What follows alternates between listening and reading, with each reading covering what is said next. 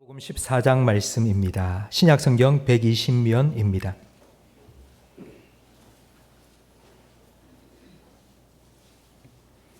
누가복음 14장 15절부터 24절까지 저와 성도님들 한 절씩 번갈아가며 읽겠습니다. 함께 먹는 자 중에 하나가 이 말을 듣고 이르되 무릇 하나님의 나라에서 떡을 먹는 자는 복되도다 하니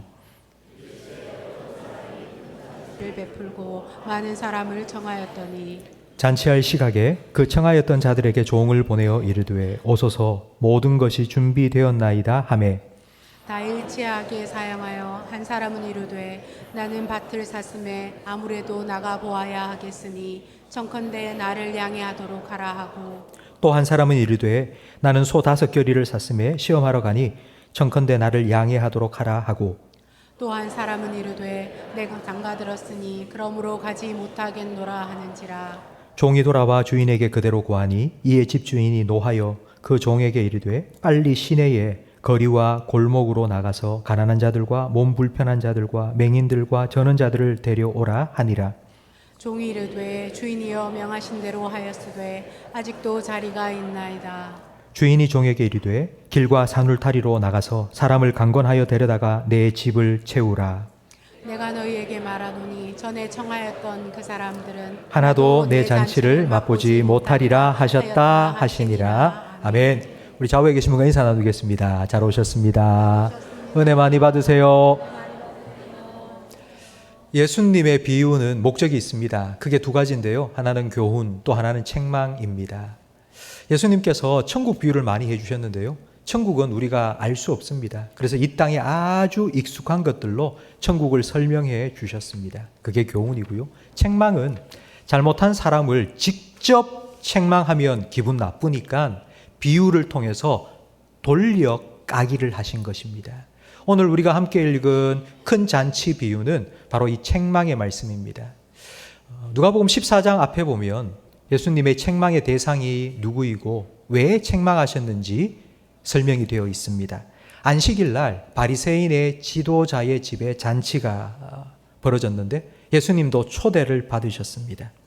그런데 1절 마지막에 보면 바리새인과 율법학자들이 예수님을 엿보았다고 기록되어 있습니다. 그러니까 그들이 잔치를 벌이고 예수님을 초대한 이유는 대접하기 위해서가 아니라 트집 잡기 위해서입니다. 그런데 예수님 앞에 수종병자가 나타났습니다. 수종병은 지금으로 하면 신장병입니다. 그러니까 얼굴과 팔다리에 부종이 생겨서 퉁퉁 부은 겁니다. 그러니까 속병이 아니라 겉으로 드러나는 병입니다. 예수님께서 그 병을 고쳐주시면 그 즉시로 붓기가 빠져서 병을 고쳤다는 것이 드러나는 병입니다. 예수님께서 안식일에 병을 고치는 것은 안식일을 어기는 것인 줄 알면서도 고쳐주셨습니다. 바리새인들의 분위기가 별로 좋지 않았습니다. 그때에 바리새인들이 먼저 잔치의 상석에 앉기 위해서 막 달려나오기 시작했습니다. 그런 바리새인들을 보면서 높아지는 자는 낮아진다. 낮아지는 자는 높아질 것이다. 말씀하셨습니다. 바리새인들이 잔치를 베푼 목적이 있습니다. 자기의 부를 자랑하고 자기가 초대한 손님들이 아주 삐까번쩍한 사람들이라는 것을 과시하고 싶었던 것입니다. 그래서 예수님께서는 낮아져라. 자기 발로 높은 자리로 올라가서 떡하니 앉지 말고 낮아져라 말씀하셨습니다. 이 말을 들으니 바리새인들이 얼마나 기분 나빴겠습니까? 분위기가 점점 더 경색되어 가는데 예수님께서 한 방 더 날리십니다. 너희들이 잔치를 벌여서 사람을 초대할 때에 가려서 초대하지 마라. 나하고 비슷한 수준의 잘 사는 사람, 권력을 가진 사람, 그런 사람들 초대하지 말고 가난한 사람, 없는 사람, 몸 불편한 사람, 그런 사람을 초대해라. 그런 사람들은 너에게 보답해 줄 수 없다. 그렇기 때문에 하나님께서 다 갚아주실 거다. 저는 이 예수님의 말씀을 어제 보면서 요즘 우리가 이 말씀을 다시 한번 귀 기울여야 된다는 생각이 들었습니다. 직장인들이 자주 사용하는 인터넷 질문 게시판에 최근에 이런 글이 올라왔습니다. 최근에 결혼을 하고 또 동료의 결혼식에 참석한 사람인데요. 자기 결혼식에 회사 동료가 참석을 했습니다. 그리고 10만 원 축의금을 냈습니다. 그리고 얼마 후에 그 동료도 결혼을 하게 되었습니다. 그래서 자기는 결혼을 했으니까 아내와 함께 가서 10만 원 축의금을 냈습니다. 그런데 신혼여행을 갔다 돌아온 그 동료가 자기한테 찾아와서는 왜 화를 냈을까요? 자기는 10만 원 내고 혼자 가서 밥을 먹었는데 왜 너는 네 아내까지 데리고 와서 2명치 먹었냐고. 그래서 그 사람이 글을 올린 겁니다. 내가 정말 잘못한 거 맞냐고. 이러면 안 되는 거냐고. 여러분, 오늘 우리가 살아가는 시대가 정말 철저하게 계산적이고 이기적이고 인색한 시대가 된 것 같습니다. 이런 각박한 세상에 예수님께서 오늘 들려주신 이 말씀을 우리 그리스도인들은 다시 한번 생각을 깊이 해보아야 할 것 같습니다. 예수님의 이 말씀은 잔치집 분위기에 찬물을 확 끼얹은 것과 같았습니다. 그러니까 잔치 분위기가 갑자기 썰렁해졌죠. 그런데 어디를 가나 이런 분위기를 참지 못하는 사람이 꼭 한 사람이 있습니다. 분위기가 좀 이상하다 싶으면 뭔 말이라도 한마디 해서 좀 웃기려고 하고 분위기를 좀 쇄신해 보려고 애쓰는 사람이 있죠. 그때도 한 사람이 있었습니다. 오늘 15절 말씀을, 본문 15절 말씀을 함께 읽어보겠습니다. 함께 먹는 사람 중에 하나가 이 말을 듣고 이르되 무릇 하나님의 나라에서 떡을 먹는 자는 복되도다 하니. 참 은혜로운 말 같지 않습니까? 하나님의 나라에서 떡을 먹는 자는 참 복이 있다. 그런데 이 말의 뜻이 무엇이냐 하면요, 이런 뜻입니다. 자, 뭐 어찌됐건 이제 우리가 나중에 하나님 나라에서 다 함께 천국 잔치를 우리 모두 다 함께 참여하게 될 건데 우리가 그걸 생각하면서 지금 함께 먹고 즐깁시다. 이제는 좀 밥 좀 먹읍시다. 이런 의미입니다. 좀 더 원색적으로 표현하자면요, 분위기 깨는 소리 그만 좀 하고 밥이나 먹읍시다. 이런 의미입니다. 그때 예수님께서는 마지막 한 방을 먹일 이야기를 들려주십니다. 바로 큰 잔치의 비유인데요. 큰 잔치라는 말은 그냥 친구 몇 사람 불러서 밥을 한 끼 먹는 정도가 아니라 동네 모든 사람들을 초대해서 벌이는 결혼식과 같이 아주 큰 잔치입니다. 그때는 지금처럼 넉넉하지가 않았죠. 잔치를 준비하는데 시간을 오랫동안 걸립니다. 먼저 잔치에 참여할 사람이 누군지 인원 파악부터 하고요. 그 인원 숫자만큼 음식을 준비해야 했기 때문입니다. 이제 모든 준비를 다 마쳤습니다. 그리고 난 후에 종을 보내어서 오겠다고 약속한 사람들을 초청합니다. 이제 잔치 준비가 끝마쳤습니다. 오세요. 마음껏 즐기세요. 그러니까 종을 보내서 모시고 온 겁니다. 그러니까 최고의 예우를 갖추어서 초청했습니다. 그런데 참석하겠다고 약속한 사람들이 하나같이 거절합니다. 못 가겠다고. 나는 밭을 샀는데 보러 가야 됩니다. 소를 샀는데 시험을 하러 가야 됩니다. 최근에 내가 장가를 갔기 때문에 못 갈 것 같습니다. 여러분, 지금도 부동산 매입, 사업 계약, 결혼 참 중대한 일입니다. 이런 중요한 일은 하루에 결정할 수 없습니다. 오랫동안 시간을 두고 계획하고 준비해서 이 중요한 일을 결정합니다. 그럼 밭이나 집을 사는데 한 번도 안 가보고 사인할 수 있겠습니까? 몇 번을 가보겠죠. 일조량은 얼마나 되는지, 그리고 주변에 냄새 나는 것은 없는지 아마 둘러보고 몇 번을 가보고 확인해서 아마 도장을 찍을 겁니다. 소를 산다? 그 당시는 소를 한 마리씩 팔지 않았습니다. 반드시 2마리, 한 결이라고 하는데요. 2마리씩 팔았습니다. 왜냐하면 쟁기가 2마리를 얹도록 만들어졌기 때문입니다. 그 2마리 소를 한 쟁기에 얹어서 밭도 갈고 짐도 옮겨야 되는데 그러려면 시험을 해봐야죠.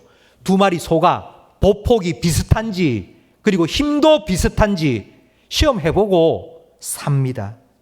그런데 하필 그날 결혼식 당일날 내가 가서 시험을 해보겠다고요? 결혼도 몇 달 전부터 준비를 해야죠. 그러면 몇 달 전에 결혼식이 잡혔으니 오겠습니까? 라고 물었을 때 나도 결혼 준비하고 있기 때문에 아마 그때는 못 갈 것 같습니다. 라고 거절을 미리 했어야죠. 그런데 그렇게 하지 않은 겁니다. 이들이 거절한 이유는 피치 못할 사정도 아니고 긴급한 상황도 아닙니다. 예수님의 이야기를 듣고 있던 그 바리새인들과 율법학자들, 그 사람들은요, 다 예수님의 이야기에 귀를 기울이면서 예수님 이 얘기를 딱 했을 때 전부 이렇게 했을 겁니다. 이 무례한 놈들, 어이구, 어떻게 이렇게 버릇이 없어? 아마 이렇게 혀를 찼을 것입니다. 예수님은 계속 이야기를 이어가시는데요. 빈손으로 돌아온 종이 아무도 안 온답니다, 주인님. 이라고 말하자 주인이 화를 냈습니다. 당연하죠. 최선을 다해서 음식을 준비해 놓았는데 안 오겠다니 자기가 무시당한 느낌 아니겠습니까? 얼마나 화가 났겠습니까? 그런데 화나는 것도 잠시 걱정이 밀려옵니다.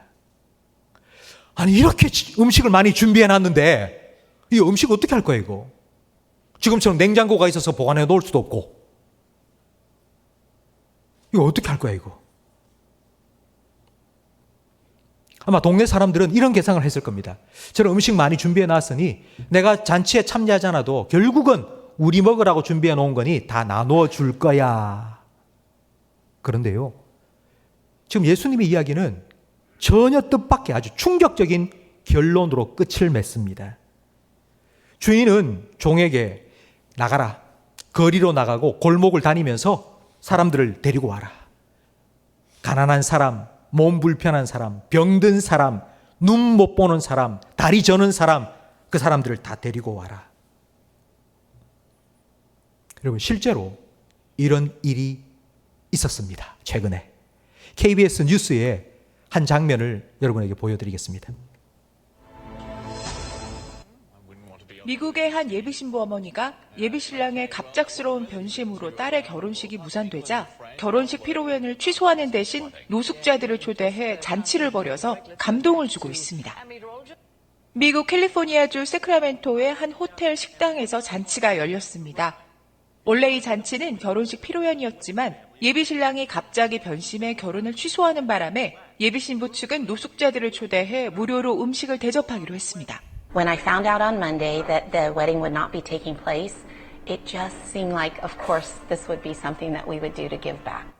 이미 지급한 4성급 호텔의 피로연 음식은 하객 120명분의 코스 요리였고 35,000달러, 우리 돈 4천만 원의 비용이 들었습니다. 무료 잔치에 초대된 노숙자들은 감사의 뜻을 표했습니다. I think it's very generous actually to lose out on something so important to yourself and then give it to someone else is like really giving. I feel a lot of heartache and heartbreak for her, but I will take away something really good from this. I will. 이미 예약된 신혼여행은 엄마와 딸이 함께 떠날 거라고 합니다. KBS 월드뉴스입니다. 저는 이 예비 신부와 예비 신부의 어머니가 뭐 교회를 다니는지는 모르겠습니다. 뉴스를 통해서 봤으니까. 근데 분명히 예수님의 이 말씀을 알고 있었다고 생각이 됩니다. 근데 오늘 본문 23절 말씀에 보면 한 가지 놀라운 단어가 나오는데요. 우리 23절 말씀을 함께 화면을 보면서 읽어 보겠습니다.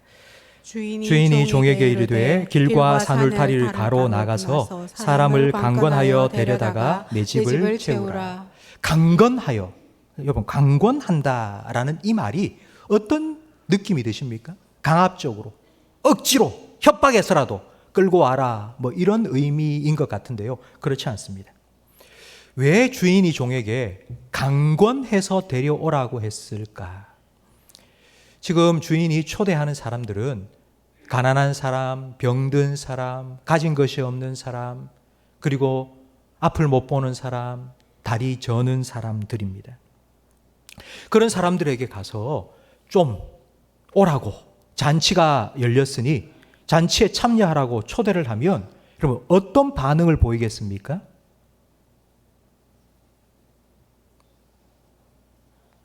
제가요? 아니 당신 주인이 저를 안 돼요? 왜요? 아이, 거짓말하지 마세요. 뭔가 착각이 있었겠죠?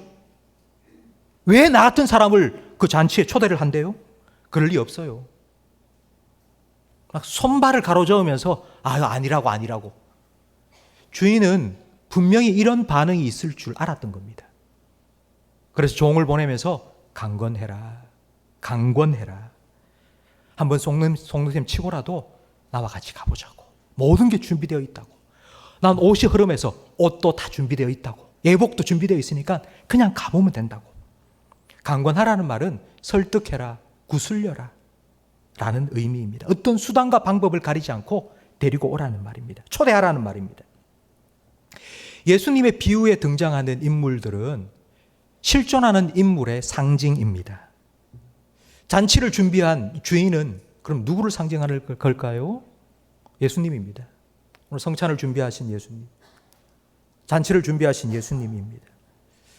비유에는 주인이 종을 보냈지만 예수님께서는 직접 이 땅에 찾아오셔서 우리를 그 잔치로 초대해 주셨습니다. 오늘 우리는 예수님의 초대에 응하여서 강권되어서 지금 이 자리에 참석한 것입니다. 그렇다면 이제 남은 인물이 둘이죠. 이제 둘만 남았습니다. 먼저 초대받았지만 거절한 사람, 나중에 초대되어서 강권받아 온 사람, 이 둘 중에 여러분은 어느 쪽입니까?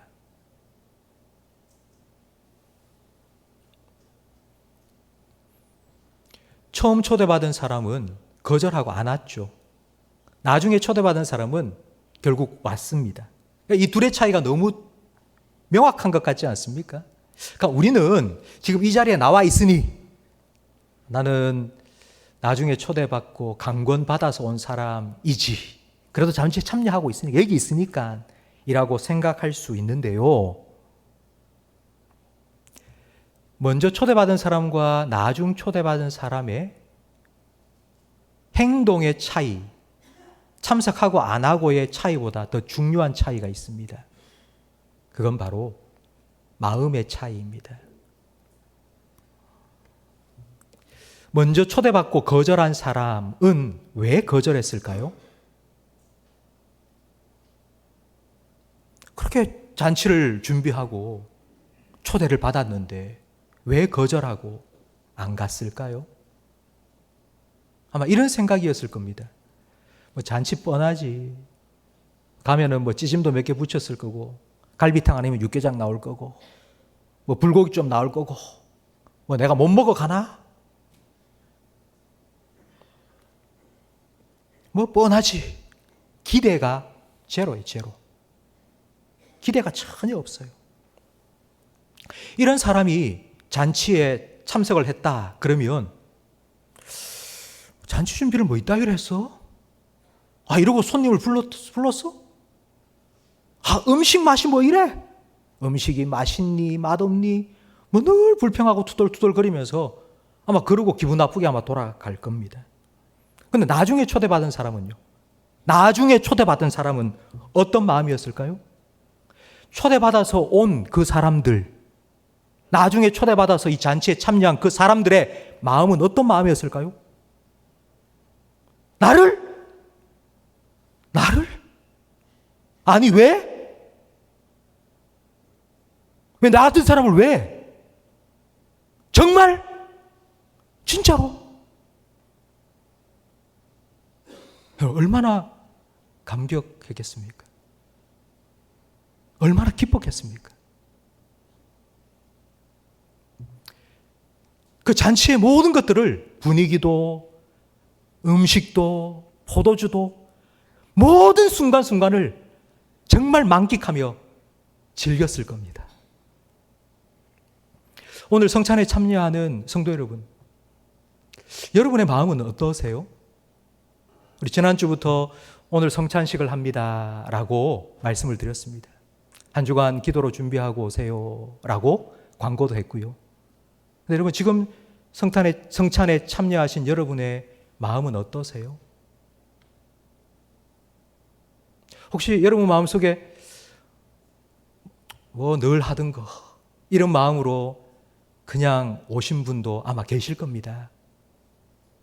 여러분, 오늘 우리가 함께 먹고 마시는 예수님의 살과 피를 상징하는 이 떡과 포도주가 여러분 목을 통해서 여러분 속으로 쑥 들어갈 그때에 성령님께서 여러분 가운데 역사하셔서 그와 같이 기대가 없는 마음, 좀 딱딱하고 굳어진 그 마음을 부드럽게 녹여주시고 다시 그 구원의 은혜와 감격이 회복될 수 있도록 은혜를 베풀어 주시기를 축복합니다.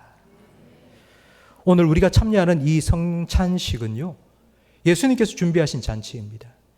예수님께서 무엇을 재료로 삼아서 이 잔치를 준비했느냐 하면 바로 자기의 살과 피로 준비하신 잔치입니다. 근데 사실 잔치라고 하기에는 너무 좀 초라하지 않습니까? 떡도 요만한 거 주고 좀 많이 주지, 요만큼 주고 포도주도 뭐 간에 기별도 안 갈 만큼 조만큼 주고. 우리가 음식을 고급 레스토랑에 가서 음식을 시키면요, 제일 먼저 나오는 요리가 있습니다. 그걸 전체라고 합니다. 에피타이저. 그러니까 입맛을 돋구기 위해서 내놓는 음식이죠. 저는 이 성찬식이 이제 메인 요리가 나오기 전에 서비스를 받는 바로 그 에피타이저 전체라고 생각을 합니다. 그러면 메인 요리는 우리가 언제 어디에서 먹을까요? 예수님께서 마태복음 26장 29절에 우리에게 설명을 해 주셨습니다. 우리 함께 화면을 보면서 읽어보겠습니다. 그러나 너희에게 이르노니 내가 포도나무에서 난 것을 이제부터 내 아버지의 나라에서 새 것으로 너희와 함께 마시는 날까지 마시지 아니하리라 하시니라. 아멘. 예수님의 이 말씀은 내가 안 마시겠다는 말이 아니고 마시겠다라는 뜻이죠. 언제요? 예, 우리가 천국에 올라갔을 때, 그때 예수님과 함께 그 잔을 다시 먹겠다고. 메인 요리가 그때 나올 거라고. 그 전에 이거 먼저 에피타이저로 먹으라고. 천국 잔치에 참여할 그날까지 오늘 우리에게 주님의 살과 피를 이 성찬을 통해서 공급해 주신 것처럼 그날까지 예수님께서 여러분의 삶에 참된 영적인 양식과 음료를 제공해 주실 거라고 약속해 주신 것입니다. 이스라엘 백성이 출애굽하고 40년 광야를 통과해서 가나안에 도착했죠. 그 가나안에 도착했을 때에 젖과 꿀이 흐르는 땅이었어요. 그런데 그 땅에 도착하기까지 40년 동안은 매일매일 만나와 메추라기를 하나님께서 공급해 주셨습니다. 우리도 천국 잔치에 참여하여서 예수님과 함께 그 메인 요리 함께 누리게 될 그날까지 매일매일 여러분의 삶에 일용할 양식, 일용할 은혜를 예수님께서 공급해 주실 겁니다. 그걸 믿고 살라고, 그 예수님을 믿고 살라고 예수님께서는 에피타이저로 오늘 이 성찬을 준비해 주신 겁니다. 성도 여러분, 저는 여러분이 성찬을 참여하면서 우리가 고난주간의 성찬 때는요, 예수님의 십자가의 죽으심을 생각하면서 웬 말인가 눈물도 나고 그렇게 주님의 죽으심과 부활을 기념하면서 성찬을 했다면요, 저는 이 가을에 하는 이 두 번째 성찬은 좀 천국에 대한 소망을 함께 갖기를 바랍니다.